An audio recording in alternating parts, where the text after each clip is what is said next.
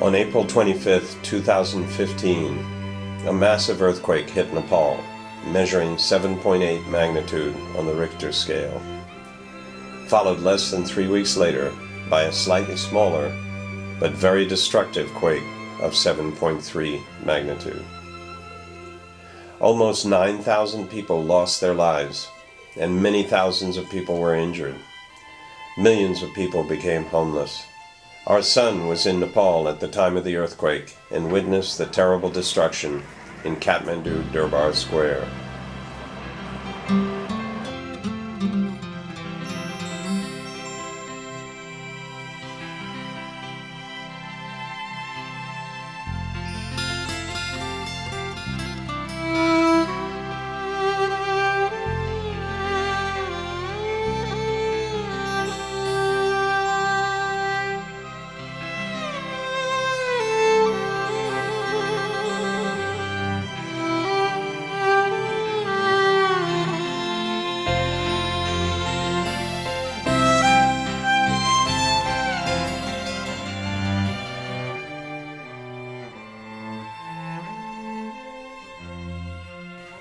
A month after the earthquake, we came to Nepal and went up to Halchok, where we spent many years of our lives and where our children grew up. We learned that 6 people had died in the earthquake and several were injured, while almost all of the villagers lost their homes.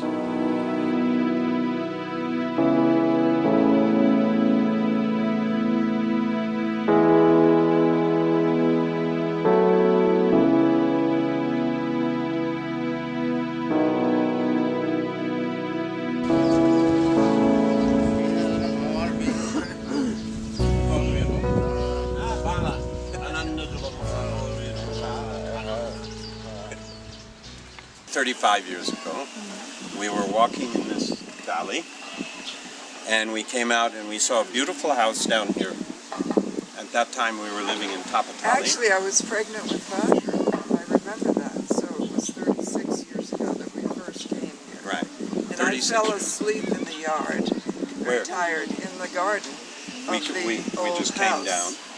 And it was like a dream. So even though we couldn't move there, we always had the idea that maybe one day we could rent that house and live there. So after a few years, we came back again. It was still empty, and we looked for the landlord. Mila told us who was the owner. We found him. He agreed to rent it to us, and then we had to fix it up because it wasn't really livable. There was really no windows, glass windows, no running water, no electricity. Very simple house. So we brought in some Newar workers from Patan and fixed the house, and then we moved in. And then, Mila was in charge of everything. Mila was the tenant of the property. So he was watching the property for the owners who were in Jawalaka. And when we first met Mila, he explained everything to us. He was a little suspicious. Yes. Yes, who are we? Who are these foreigners coming to live? Then we became very good friends, and Mila took care of everything, and it is through Mila that we know all the people of the Halchok village. Like the children, because we had children, and our children played with their and children. Sukri, maybe Sukri should come here Come, too. Sukri, the next. In the next generation. Sukri and our son Vajra are best friends. Meet. Meet just like meet so. And so that is also very strong connection. When the earthquake happened, we were in America, but Vajra, our son, was in Kathmandu, and he was living in Hanumandoka, very near Kastamandap and near the temples that fell in Hanumandoka. So he had a very scary time, like everybody did. And after the earthquake, he left his house and went out to live in the fields, like everybody. He was living near the Pepsi Cola factory in the fields. And 2 days later, he decided, I'm going to go up to Halchok. Maybe it's okay there. So he came up here. He came to see Sukri, and Sukri explained that several people had died, And Vajra went up and looked through the village, and all of the houses that he remembered as a child were all gone. And it was like, he said, it was like his entire memory had been erased. And so that's when we heard the situation here. And that's when we decided, oh, well, let's see if we can collect some money from people in the U.S. and help out. So that's how the project started. First with Mila, and then with Sukri, and then Now the rest Monica. is with Monica, Come on, Monica. and Shyam. Yeah, Monica too. Monica also has to be. Halchok is on the, can be considered to be on the edge of the valley, of the Kathmandu Valley. It's a little bit higher on the flank of Nagarjuna. And so it's not, it's part of Kathmandu Valley, but not part of Kathmandu Valley, actually. Not so far. Swayambhu is not very far away. And Kathmandu can be seen in the distance from the ridge of Halchok. But still, the people in Halchok, I always remember when we first came here, when they said they were going into town, they would say, Ka, ji Nepal I'm going to Nepal. So they didn't even consider this to be Nepal. Nepal was the valley, it was the Kathmandu Valley, was Kathmandu, Swaniga, and this was outside. Mungala.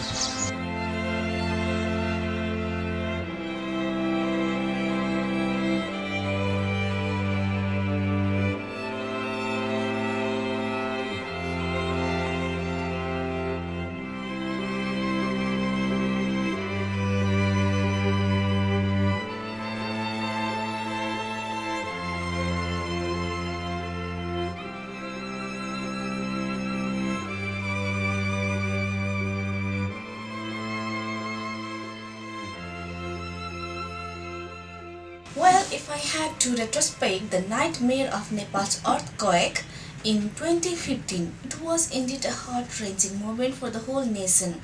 But the most difficult part was confronting the aftermaths, where it triggered scarcity of basic necessities in our daily lives, like food, water, sanitation, and medicines, etc. We are very grateful for the support, generosity, and unity from everyone, people living in and outside Nepal. Among many philanthropists, I would like to honestly thank Mr. Ian Alexander Aslop and Louis Alsop from the bottom of my heart for showing their generosity and helping the quake victims rebuild their fallen homes in and around Halchok. The first thing to do was to help people.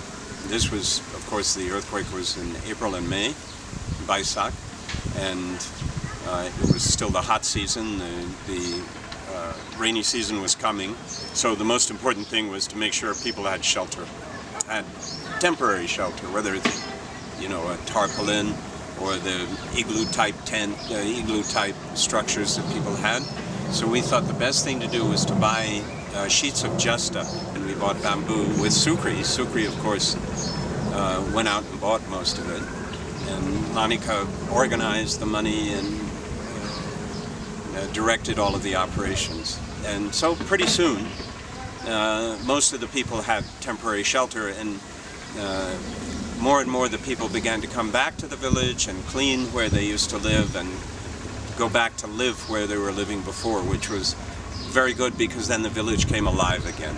An old friend of our family here in Kathmandu is Lane Singh Bangdel, who used to be Vice Chancellor of the Royal Academy, and his daughter Dina Bangdel is a well-known scholar who is working for a university in Virginia, and we know her as well. On the first trip back to Nepal in May, after the earthquakes, I met Dina. She was here with her mother, and we had dinner. And she said that she knew somebody who could help us find justa. Actually, it was mostly to find justa because it was impossible to find justa. And this man was named Kiran Tiwari, who I had never met before, who has a children's school below Swayambhu. And so I contacted him, and he put me in touch with his director, and we went looking for Jesta. We didn't find so much Jesta, but Mr. Tiwari, Kiran Tiwari, told me that he could also help us with a health camp. Bring doctors that he knew who were willing to do this, come out into village communities and just check on the health of everybody. So after I left, Monica was able to contact Mr. Tiwari, and since then there have been 3 health camps, bringing doctors, nurses, and they don't charge anything, only for whatever medicine perhaps and transport.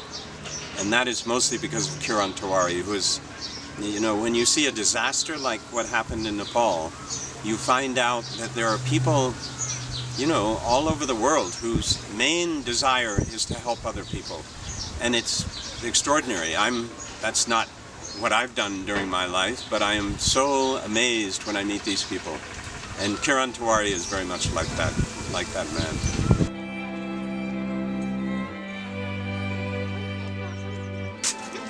Okay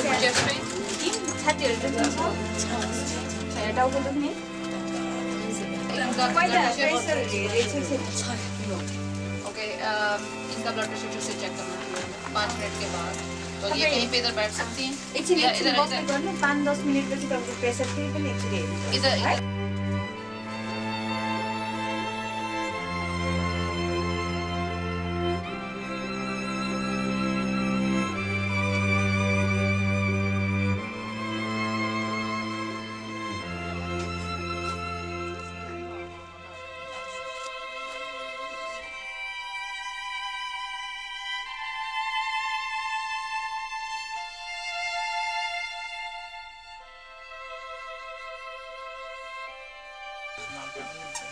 Babukaji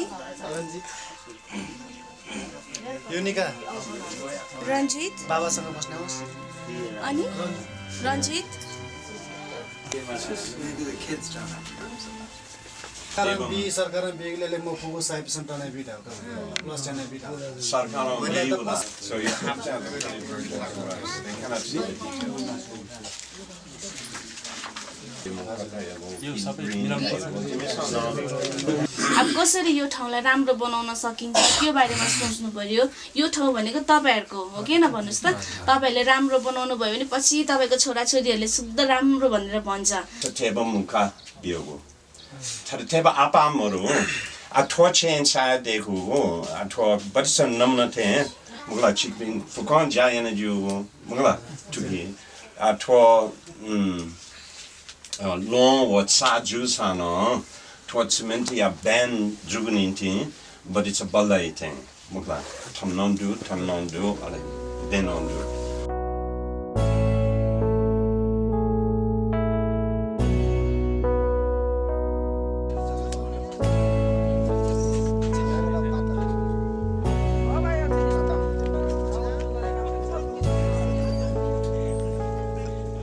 We decided, we came up and we looked around, and Sukri had one plot that was available. So we measured it and we said, let's try building a house using the normal construction techniques of this village, which are stone and mud. But add some strengthening to the house so that it is more resistant to any earthquake, less likely to fall down.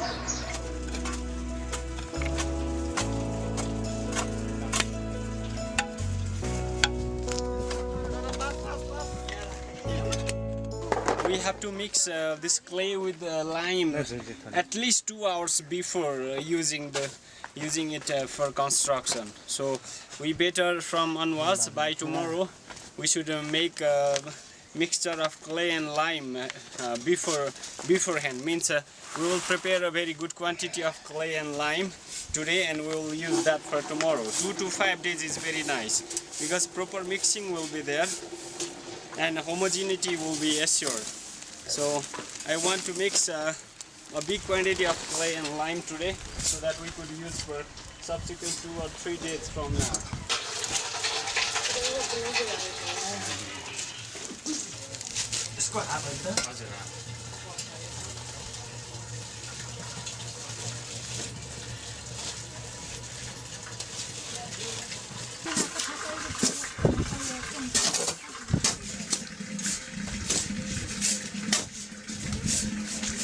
We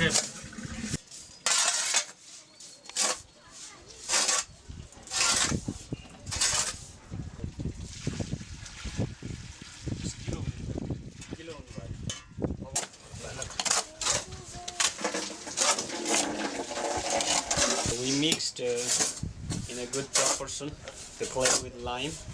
Now we will leave for some hours. Not some hours today, but later on we'll leave some hours for stabilization. This is called lime stabilization of clay, and the bonding will be more good, far better than the traditional way of using clay. And we will prepare. Now we will add some water and take this to construction site for binding purpose.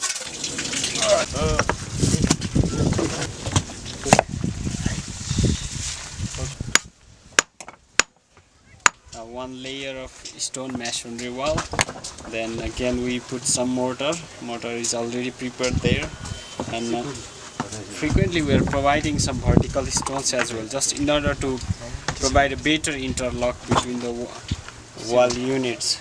And we are choosing really good quality of stones for foundation level, and the gap between those main stones is filled by some smaller stones. And for corners, we are so much concerned about the corners, because we want to make sure that both of these walls behave like a single wall, single entity. In case of earthquake, it should shake either like this or like this. So two walls cannot be separated. So we are providing additional cross stones here and very long stones in order to provide a better interlock between the multiple walls. First, we had the idea that we would use a wooden framework in 3 bands in building the house, which is part of what the DU-DBC guidelines call for a rural house, away from any access to concrete or iron rods.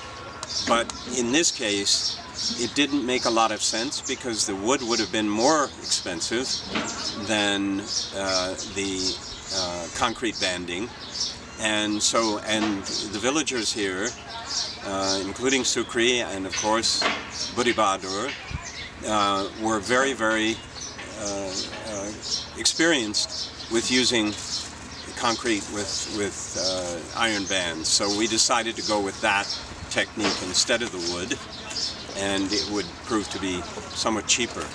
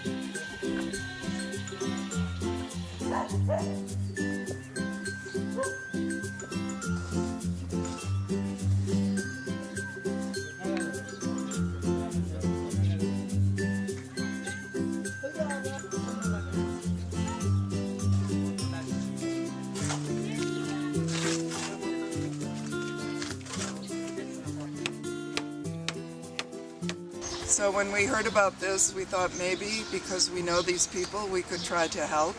And so in America, many people have been to Nepal, and they feel very strongly about Nepal and the people of Nepal. And a lot of people have been here, and so the word went out, and everybody wanted to help. And so we contacted a group in America by the name of Plenty International, meaning they have plenty to give. There's plenty to go around.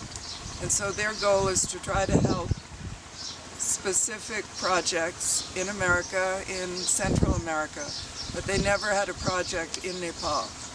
But another friend who was former Peace Corps had contacted these people, and then they agreed to help him with the village north of Kathmandu, and also to help us with this village. And the name of the organization is Plenty International.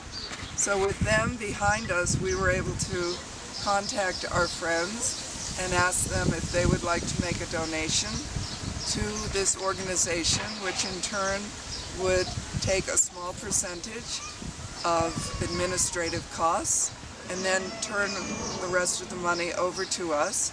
And then this is the money that we have collected for Halchok.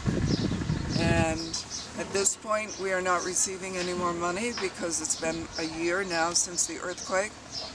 But in the beginning, everybody wanted to contribute.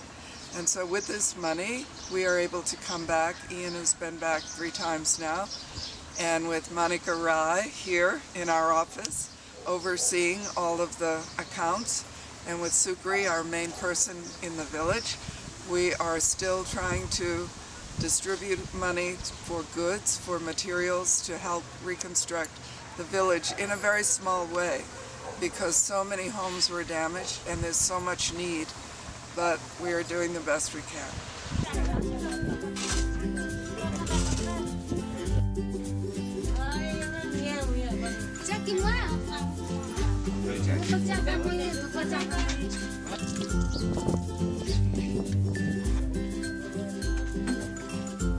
The people who live here are called in Newari Duin, Mongla Duin, there you go, and are called in Nepali Putwar, or Raj Putwar, sometimes Raj Putwar. And the story I heard of how they got the name Putwar, well, first we should say who they are in terms of Newar ethnicity. They are very early settlers. Most anthropologists consider the Newars the oldest strata of the Newars to be the people who do the farming. So the Japus are very old. But the Duin are actually maybe even older. So many people consider the Duin to be the original people of the Kathmandu Valley. In other words, the people who have been here the longest time. So there's a word for it in anthropology, but I've forgotten it. It's a term. But they and the Japu people are the original Newars of the valley. And the Duin have a few settlements, not just here, but several other places that are also high on the edge of the valley. It's said that they got the name Putwar, and Sukri will correct me if I'm wrong. Prithvinarayan Shah was in a battle. He was invading the valley slowly, and there was a famous battle in Kirtipur where the Newar armies, the army of Jayaprakash Malla, actually defeated his forces, and he had to run away. And the Duin helped him by carrying him in a palanquin, in a dandi. And when they got up to this place, before he ran off, he said to them, "Shabas put Mugla," and "Thank you, my son. Well done, my son." And from that time on, they were called Putwar, and as considered very close to the king, and they were the ones who could carry him in a palanquin. So that's how they got the name Putwar. Mugla.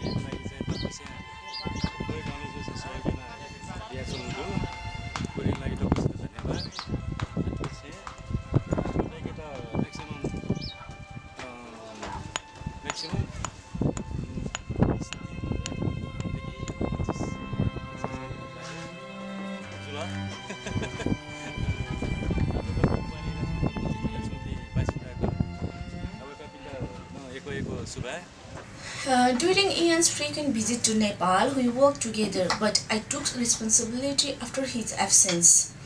Even though a big city like Kathmandu is just a few minutes drive from Halchok, people here are still deprived of education and most are still uneducated. Halchok economic condition is poor, but in spite of that, people here are skilled in building houses. Thanks to a strong social network, everyone is willing to work together to rebuild their fallen houses. They have a strong mind to build themselves. We hope the help we providing will motivate them to work together harder and faster. Depending on the Nepal government will take as the residents of Halchok have decided to take off the tax of rebuilding the houses themselves and not depend on the government for any financial and skilled help. If they were to depend on the government, the Halchok resident will face lots of hardship since the houses won't be finished on time for the monsoons and the cold chilly winters. On April 12, 2016, just after the model house was completed, Buddy Bahadur Shahi died of a sudden heart attack. He was a prime mover in all phases of constructing temporary housing and in the building of the model house, and we all relied on his experience, leadership, and skill. He will be missed by all of us.